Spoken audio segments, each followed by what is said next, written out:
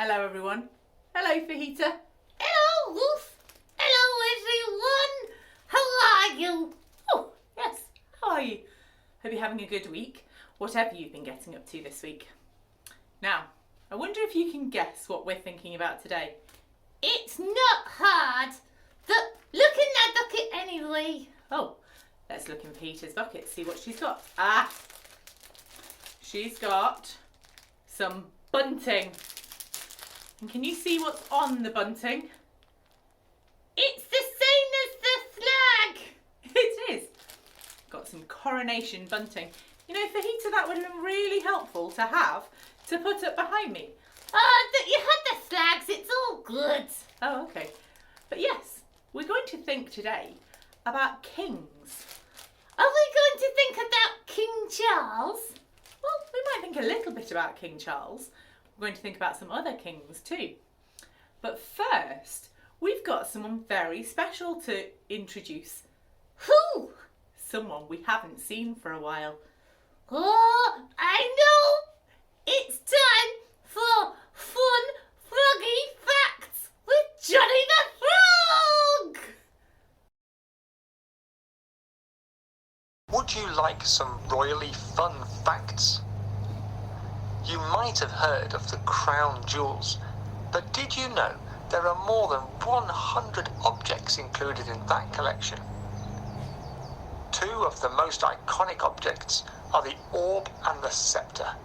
They date back to the 17th century and are traditionally part of the coronation ceremony.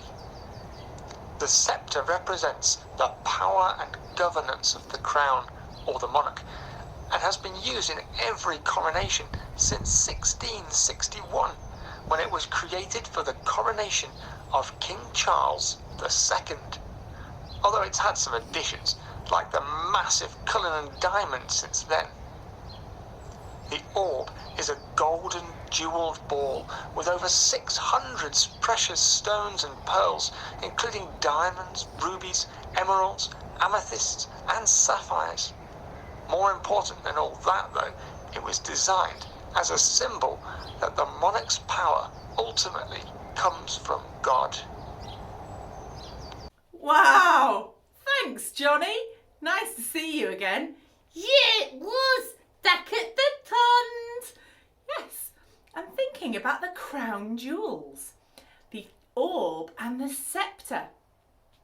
You know, the scepter is covered in jewels, and it's to remind people of the power that the king has.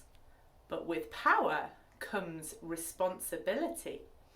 Oh, yeah, big responsibilities as a king. And the orb reminds the king that his power comes from God. I'm going to think about that one in a minute, but we're going to think first about responsibilities and what a king might do when he realises the power he has. Oh, yeah, well, there's a very famous king in the Bible. Well, there's a few famous kings in the Bible, Fajita. Which one are you thinking of particularly? King Solomon. Ah, yes. King Solomon was King David's son. And when he became king, God said to him he could ask for anything he wanted and God would give it to him. He didn't ask for money. He didn't ask for health. He asked for Wisdom.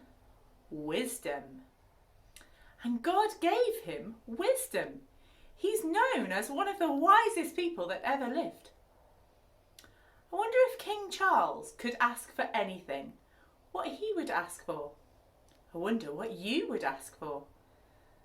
I wonder when he's given the scepter, if he will remember that with that power comes responsibility and that he needs to use it wisely. Oh, yeah, he should use Solomon as his example. Well, he could. But remember the orb that Johnny the Frog talked about?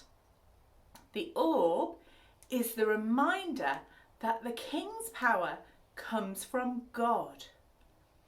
Now, the Bible talks about God or Jesus as, Oh, I know!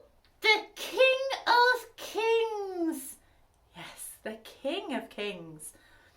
So king for all time, forever.